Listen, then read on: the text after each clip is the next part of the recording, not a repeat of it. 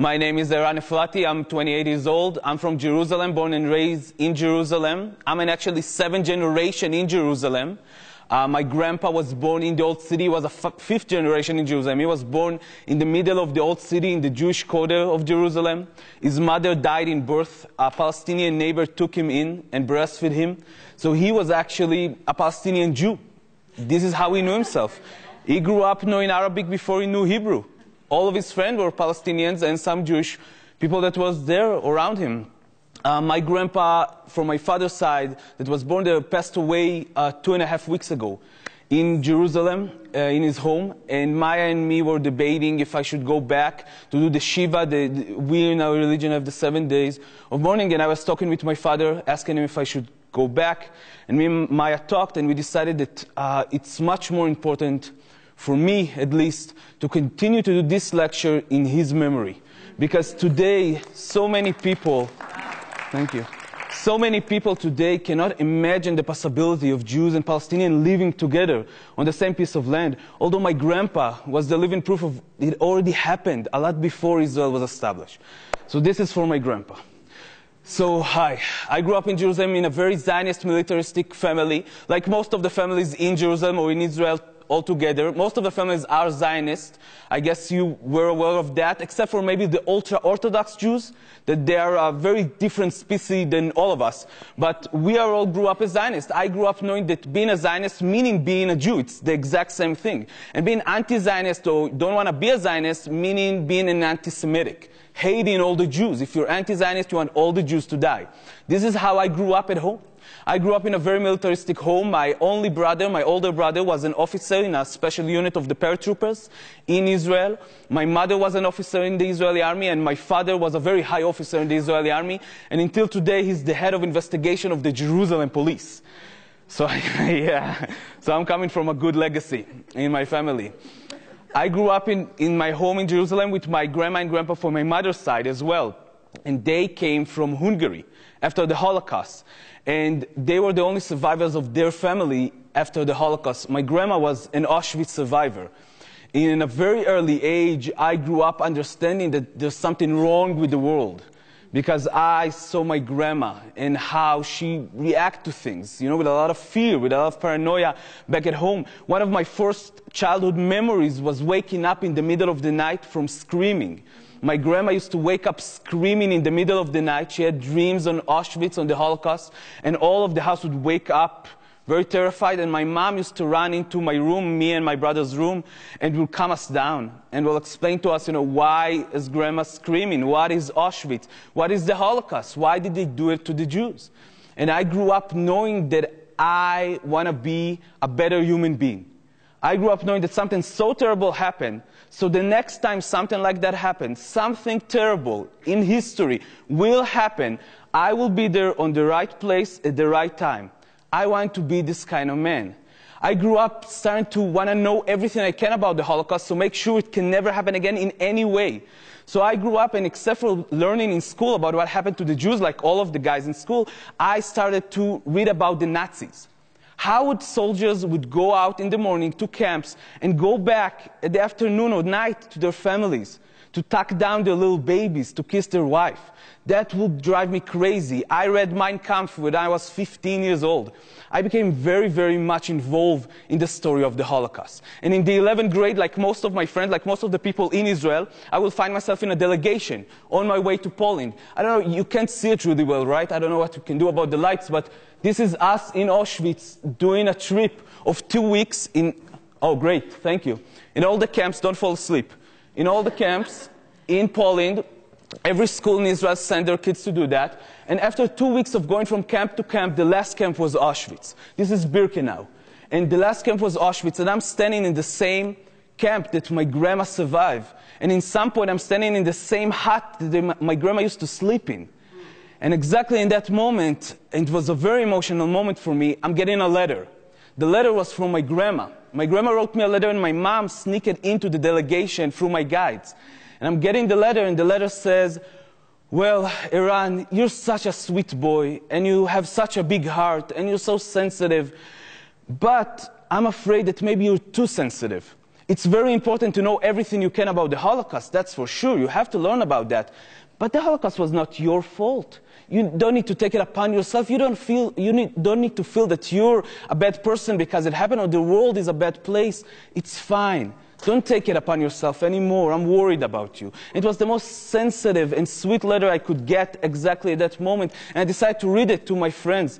And the minute I finished the letter, one of my guides came up to me and said, "Well, Eran, you know what your grandma really wanted to tell you in the letter, right?" And I said, "Yeah, sure, that I'm a very sweet boy and I got a very big heart and I'm so nice." He said, "No, what your grandma really wanted to tell you is that a second Holocaust will happen. And it will happen sooner than you think. And if you don't want to take it upon yourself that a second Holocaust has happened and you didn't do anything about it, you need to go back home, finish your school, and join the best unit you can in the military to make sure that a second Holocaust will never happen. Not to your grandma's sakes, not to your sakes, on your kids' sakes. You have to do it." Okay. I said, fine, if this is what my grandma wants. And then I went back home and I finished my school and I'm joining the IDF as a combat soldier. This is me, a young, handsome soldier at the IDF. I don't understand why people are laughing when I'm showing the picture. I was a very young and handsome soldier in the IDF. And I'm joining the IDF and immediately being sent to boot camp.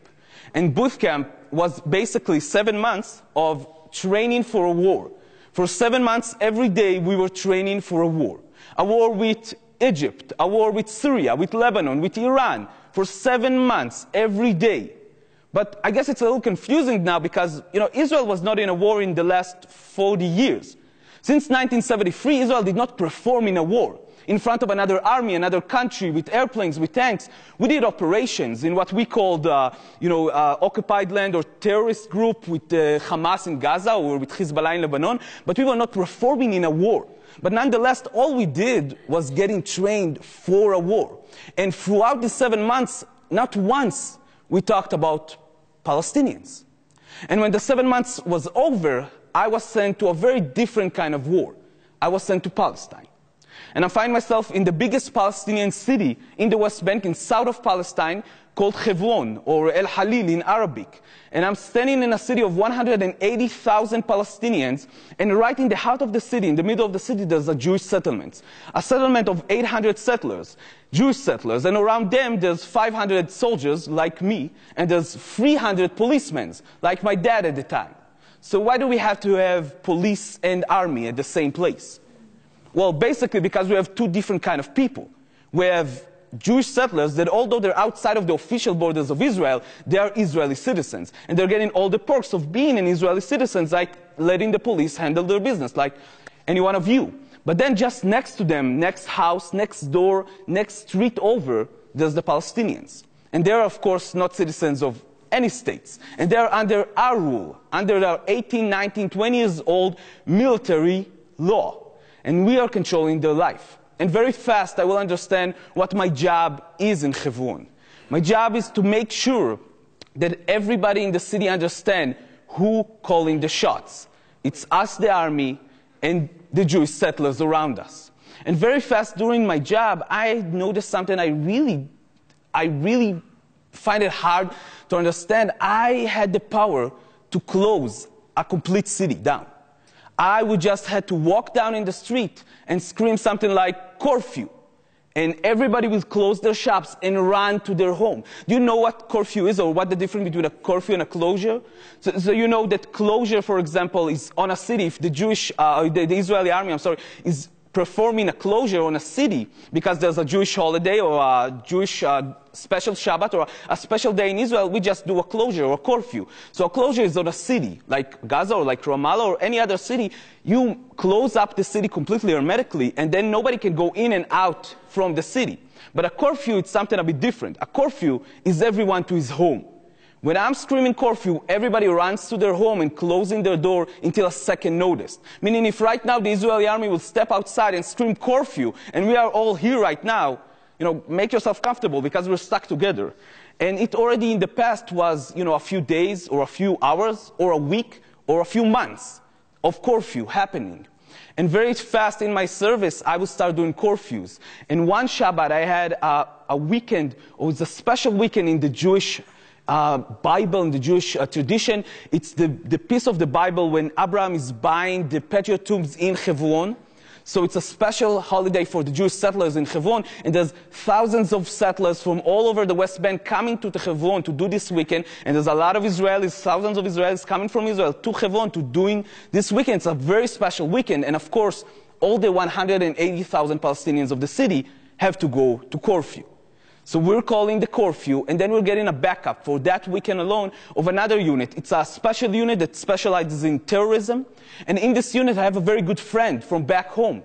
And I'm seeing this friend, it's so funny, you know, it's so nice to meet a friend from back home in the middle of Hebron. And we want to speak, but we never have the chance because I'm doing all the day shifts of making sure that everybody is in their home, a curfew is being down, and he's doing all the night shift.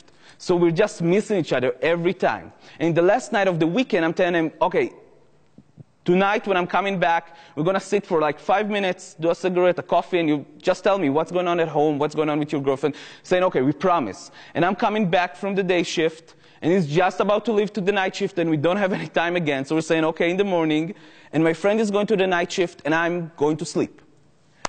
And after a few hours of sleep, not a lot, I'm being waken up very hardly. And I open my eyes as my friend is leaning over me in the bed. And I'm asking him, what's going on? And my friend is just mumbling. And I'm looking outside and I see that half of his unit came back already a few hours earlier from the night shift. And his unit is in the base, but they're divided completely. Half of his unit is completely celebrating. You know, they're like going into the kitchen at 4 a.m. to get something to eat and they're singing. But half of the unit is just going around in the base and they look like, you know, they're in shock. They're completely stunned. So I'm starting asking my friend, what is going on? What is going on? And my friend is looking at me and saying, well, I think we just killed a little boy. I'm saying, what? What do you mean you think you just killed a little boy? It's this kind of thing you need to know. And my friend is telling me, I'm not sure. We were out there in the middle of the shift and we saw someone, we saw a figure out in the dark and he was holding something.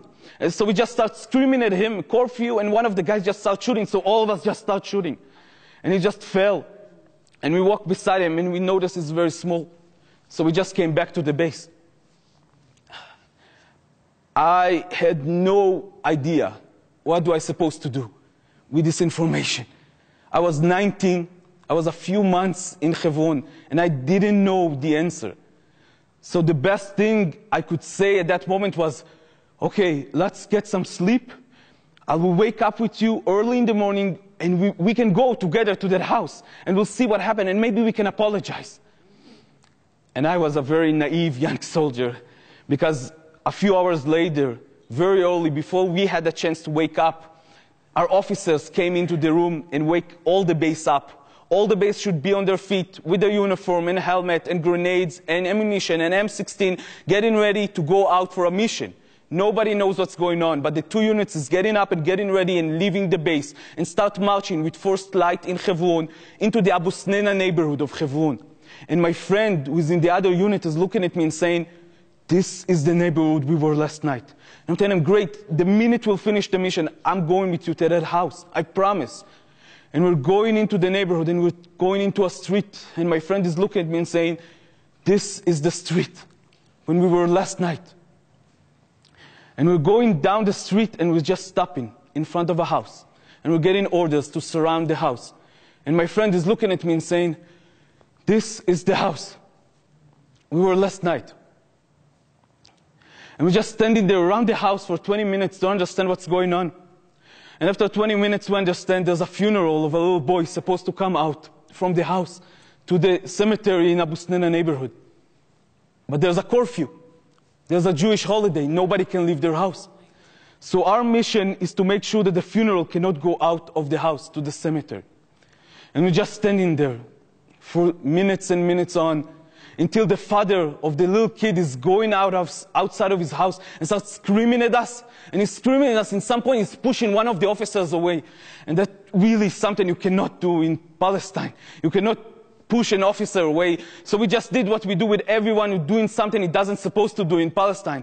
We arrest him. And it's always the same way. It doesn't matter if he's, 85 years old or he's 80 years old. It's always the same way. We have a little piece of plastic in our weapon, and we're just tying him behind his back very tightly. We have a piece of fabric in our weapon, we just blindfold him. And we're just taking the father and throwing him into the military jeep. And the mother of the kid that was killed, seeing that we just arrested our husband, is getting outside of the house. And she starts screaming at us. And she's screaming at us and screaming at us and screaming at us. And it was so deep that all of a sudden I understood that I already heard this screaming before. She was screaming exactly like my grandma used to wake us up with every night when I was a kid. And I didn't know a word in Arabic. I didn't understand what she's saying, but I understood everything that she meant in her screaming. And I just couldn't handle her screaming, so I just volunteered to take the father to the base to arrest him. And I just jumped into the jeep and just drove away. And we got to the base, and I just put the father in the entrance of the base like we did with most of the people that we arrested. And I just went back to my bed and put the blanket over my head and trying to make it go away. But it didn't. And that was the first time out of many that I will understand that history is knocking on the door right now. And I'm on the wrong side. All of my life I was waiting to be on the right side, but I was on the wrong side all these months. And everything just snapped in my head. And I just had to shut myself down. I just shut myself down completely. My father, like many times before that, will call me and will tell me that the IDF spokesman talked about us. Retrospective, after a few days, he will tell me that the IDF spokesman gave an announcement about our unit in Hebron. He said that our unit managed to kill the terrorist and to arrest another terrorist that tried to help him in his job in this weekend. And my mind was just not there anymore. And I just snapped. I closed up my head and continued to do my service. Day after day after day after day, continue to do the same thing. I will go into houses in the middle of the night. I will arrest people. I will arrest children, sometime under the age of 10 or 8, alone. I will arrest women and elderly people. I will shoot at protesters, live ammunition sometimes, rubber bullet or tear gas canister. I will do everything that I will be required in the next half a year, 6 months. I will just do everything like I'm supposed to.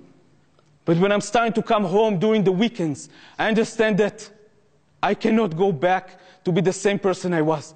I understand that you cannot be the same person at home and a soldier at the army. You have to choose, and I, without no chose that I'm a soldier. So I'm going back home, and I'm just not myself, and I'm literally could not recognize my face in the mirror. My mother is starting to tell me that I became a very violent man to them, to my parents. My girlfriend at the time is breaking up with me, and I'm completely on the edge. So I'm deciding to do something I didn't thought I will do.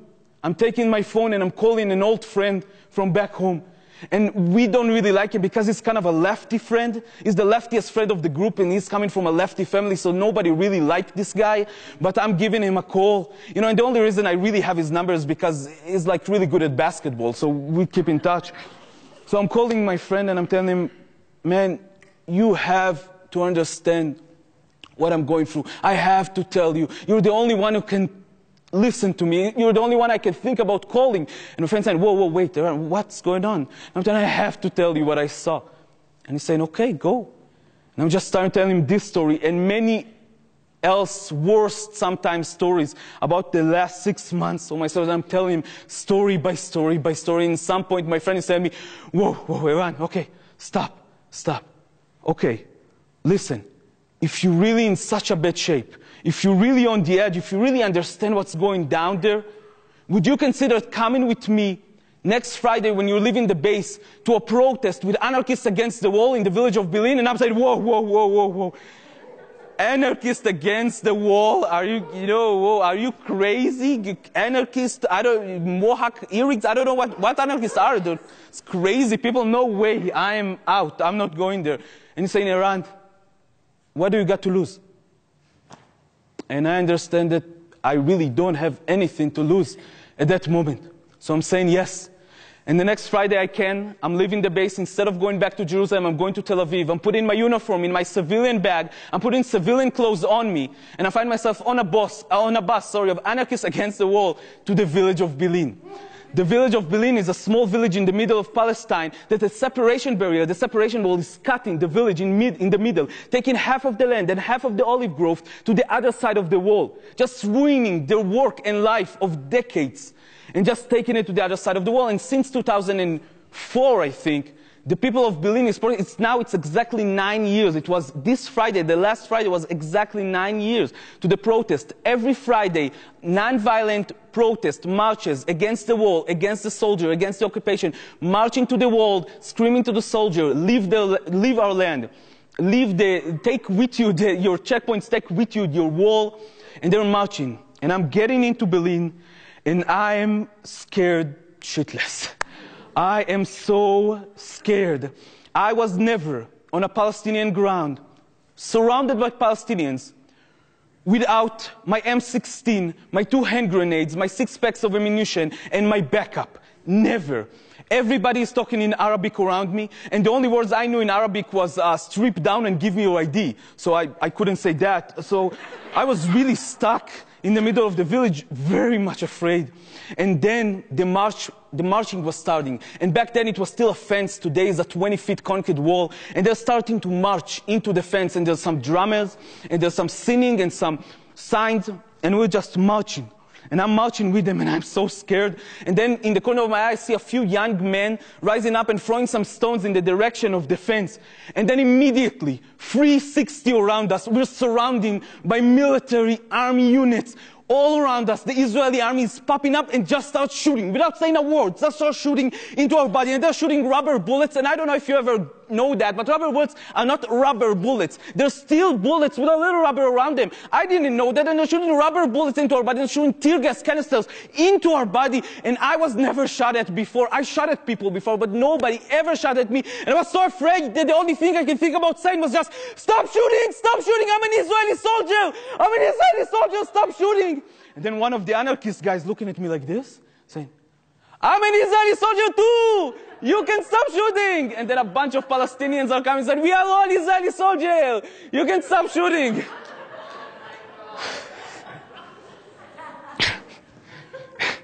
I was not laughing because they didn't stop shooting. And then the tear gas started to kick in.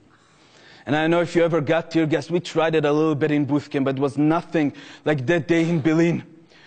The tear gas started to kick in, and tear gas basically just closes you up completely. You feel that you cannot breathe. It just chokes you up. You cannot take air inside. And until today, I'm not sure if tear gas is working here or it's working here, but it's working. And you feel that you cannot breathe. And my instinct was to try to run away from the gas, but just made it worse. So I find myself on 4 in the middle of the village, trying to breathe, thinking, this is how I'm gonna die.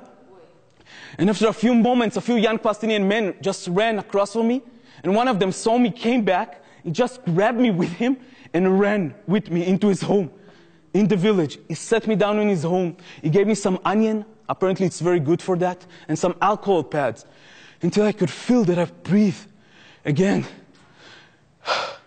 I went out of his house, back to my home, to this weekend, and I knew this is it for me.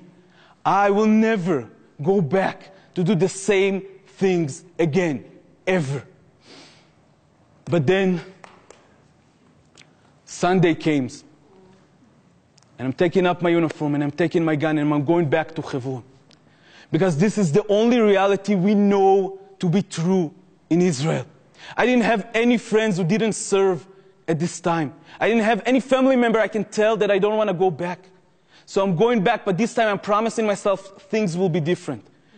And I'm continuing to going into protests with Anarchists Against the Wall. And after a few weeks, they met me up in Tel Aviv with Doctors Without Borders. You know Doctors Without Borders? So they met me with the Israeli branch of Doctors Without Borders. And I will sit there, and they will ask for my help, and will explain to me their very specific situation in Doctors Without Borders, Israel. They're telling me, you know, all the Palestinians in the West Bank, if they want to get to hospitals or get in medicine, get treatment, have to go through checkpoints. Into Israel proper or through the West Bank. They have checkpoints between their land to their land. And they have to go through it. And if they want to go through the checkpoints, they have to have permits from the military, humanitarian permits to go to a hospital. And all of you, of course, know that the Israeli army is the most moral army in the world, right? So you know the Israeli army is already taking out the permits. It does. But instead of giving it to the sick Palestinians, it's giving it to the lawyers of Doctors Without Borders that are arresting them every day. And then all they need to do is to make sure that they don't let anyone from Doctors Without Borders or representative go through the checkpoints into the West Bank and give these permits into sick hands of Palestinians. And this is how the Israeli army is basically making sure, in a legal aspect, this is protected from every angle. Nobody can complain. During this time, my mother is dying out of cancer back home in Jerusalem. And I'm finding myself, in the next year and a half, sneaking out of my base in the middle of the night with my uniform and my vest and my gun, going into houses in the middle of Hebron and later on South Mount Hebron, knocking on the door. This time I will be as a guest. And I will go inside and give people permits to go through checkpoints and medicine. And in return, I will hear their stories about what it is to live under a military occupation.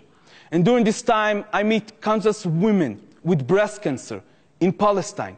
The number is unknown to anybody because there's nobody taking track. But during this time, my mother is dying back home, and I can see the exact same things going on. And my mind just going wider and wider.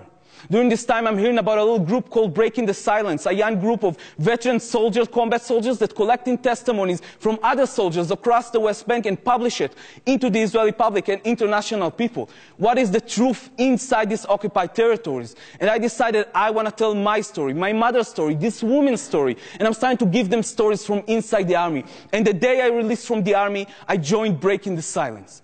And for the next 2.5 years, I will become their chief investigator. We'll take testimonies from more than 250 soldiers from the West Bank and Gaza, and we'll try to publish it into the Israeli public and abroad. And I know that the occupation is that close to be ended with, because the people of Israel didn't hear my story yet. And after they hear my story, the occupation will have to drop, right? But a few months go by and nothing changed, and the testimonies that I'm collecting doesn't do anything. And then Operation Kesslet started. And Operation Kesslet was so bad. We sat back at home and tried to understand what's going on, but nobody told us what's going on down in Gaza. So I'm finding myself going from Breaking the Silence office into the border with Gaza and just stand there outside of the border, waiting for soldiers to go out of the operation to tell me what was going on inside.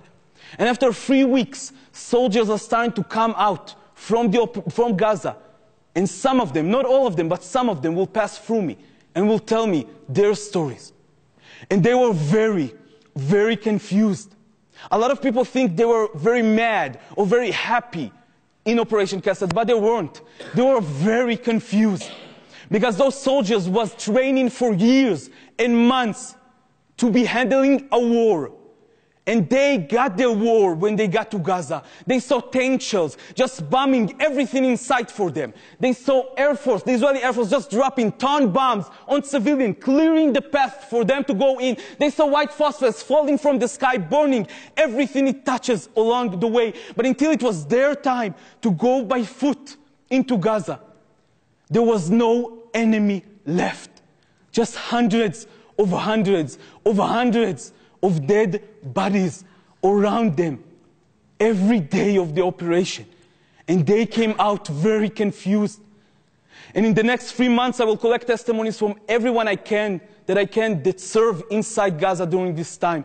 And we'll put a booklet down of Breaking the Silence, a booklet of testimonies from Operation Kesslet. But before we're going out with it to the Israeli public, we want to make sure this time we have a good platform so people will listen. It's important enough. So we're going to the most lefty newspaper in Israel. What is the most lefty newspaper in Israel? Haaretz. Everybody knows Haaretz all the time. It's weird. Yeah, so we're turning to Haaretz. And I'm talking with Amos Salel, the military reporter of Haaretz, and I'm telling him the stories, and him saying, whoa, if these stories is true, you guys are getting a cover story. And he's verifying the stories for 2 weeks. And after 2 weeks, he's saying, it's going to come out this Friday. And all of us on Friday go out to the stores and buy all the outlets we can, but there is no cover story. And there is no backstory or middle story. So we're going back to the office, and we're calling the Haaretz auditorium and saying, what happened? And they will explain to us, basically, yesterday we got a phone call from the IDF spokesman. And the IDF spokesman gave us two options. Or you're going with breaking the silence, or you're going with me. But if you're going with breaking the silence, I'm not working with you anymore. And the Haaretz editorial is continuing to explain to us and saying, you know, we don't really have investigative reporters in Gaza or in the West Bank, except for maybe Amir Haas. So we really rely on the IDF spokesman to give us the truth from these territories. And I'm hanging up the phone, and I'm flipping through the booklet that the Israeli public will not read anymore. But then I notice there's holes in the stories. There's a few stories in the booklet, our booklet, that are missing completely, and there's a few booklets with holes in the middle of them.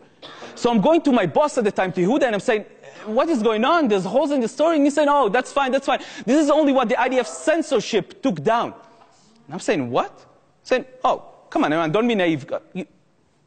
You know that every news channel in Israel, every TV channel, every radio station, every blogger on the internet or newspaper have to go through the idea of censorship, right? And I'm saying, no, I didn't know that. We don't have free press. This is amazing. But wait. We're breaking the silence, right? We're breaking this silence. And Yehuda is looking at me and saying, oh yeah, we're breaking this silence that the idea of censorship allows us to break. And I understand that my days in the organization is numbered. And after a few months, I will go out for breaking the silence and will continue to do the same kind of work, only by my own. I will collect testimonies from soldiers, from officers. I will collect stories from people outside of the army, the biggest officials inside the military and security industry in Israel. Collect their stories and get it back, instead of breaking the silence, to the reporters of the Times, to the Guardian, a lot of the story, to the Washington Post, to BBC. I will start to send the stories outside, and they will publish. Not fully, but a lot of them will publish outside. And during this time, I'm discovering something pretty amazing. The more I go in looking for occupation, the more I find money.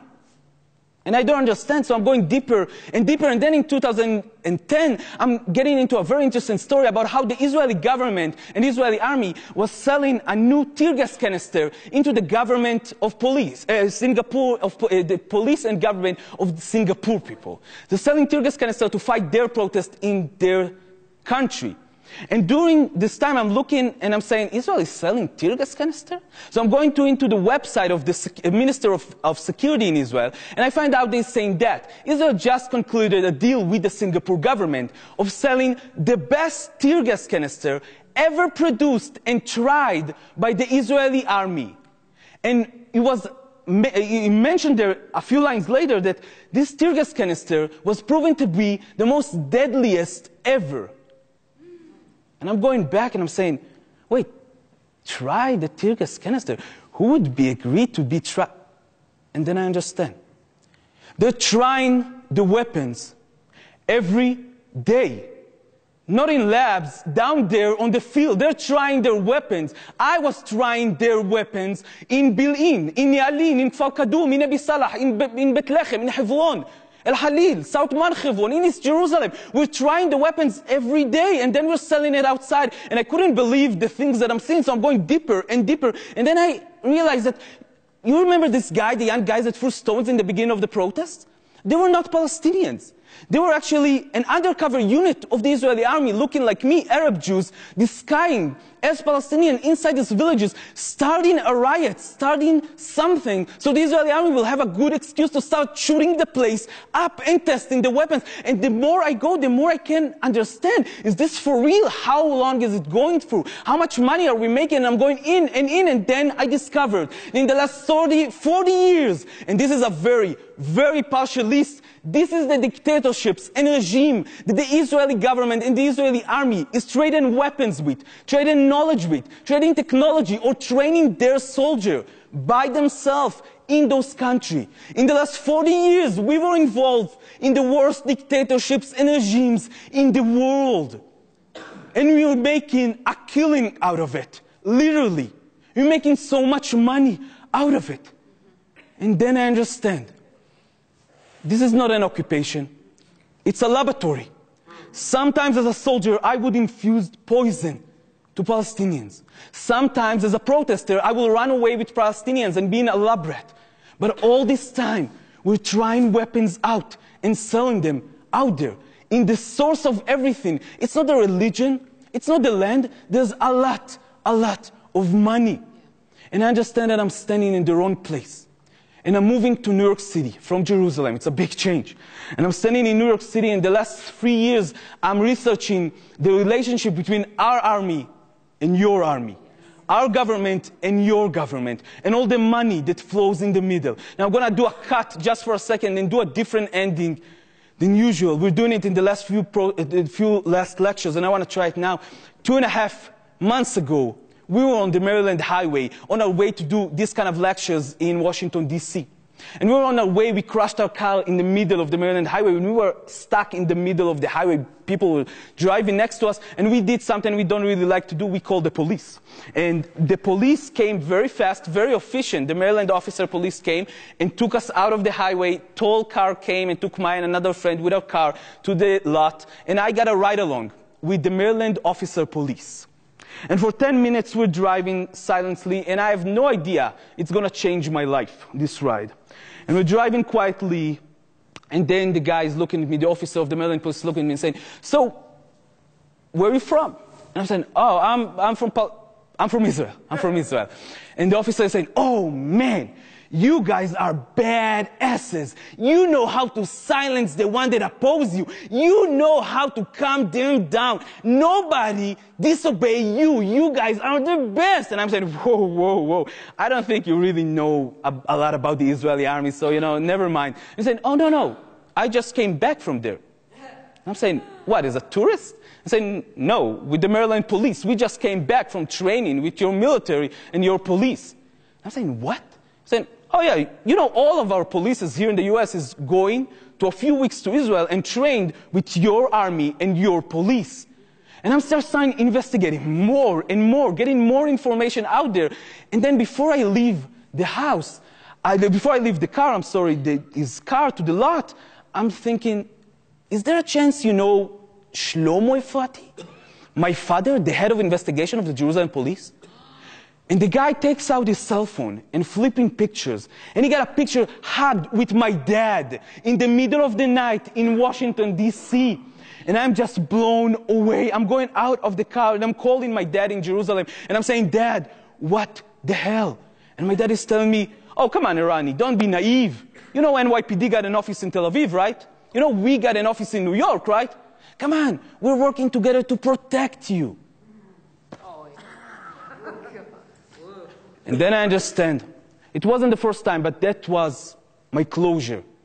For years, we're doing this kind of lectures, very different kind of lectures, and talking with communities here in the U.S., telling them that all they need to do is take care of their community and it's going to be fine. Every one of us will take care of our community. But you should know that, what's going on in Palestine is a humanitarian crisis. And I'm going around and I'm telling them, I learned something growing up. All of us want to be on the right place at the right time when history is knocking on the door. And history is knocking right now, really loud in Palestine. And all of you need to be on the right side on this humanitarian case. But not this time. If you don't care about Palestinians after these lectures, I don't care. And if you don't care about us, Israelis, asking for your help to stop the apartheid regime in Israel, I'm fine with that also. But you guys should know, you are next in line.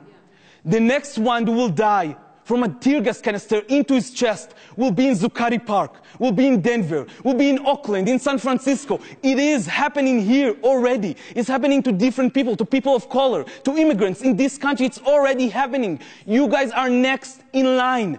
The next one who will die out of brutality of the police will be one of your sons or your daughters in a protest. Because they're training together. Your police training with our army. Our army is training them how to take care of the enemy. Because Palestinians are our enemy. But when they're coming back, you are their enemy. All this time, when we are taking care of our communities, I was taking care of mine, and you were trying to take care of yours. The government, the police, they were organizing together, globally, to oppress us. We need to start organizing globally to resist them. And that starts in Palestine right now. Stopping the training there will stop it here. This is why I joined in 2005 the civil society call of the Palestinians for boycott, divestment and sanction on the state of Israel, taking it out from the source, non-violently, from the money, taking the money out of the equation. How many lives can we save? Everybody knows the apartheid regime will stop. The question is how fast and how many people is going to die there and here until it will happen. We need to start organizing globally to resist them. I hope you'll join us to the call of BDS, and thank you very much for your time. Thank you.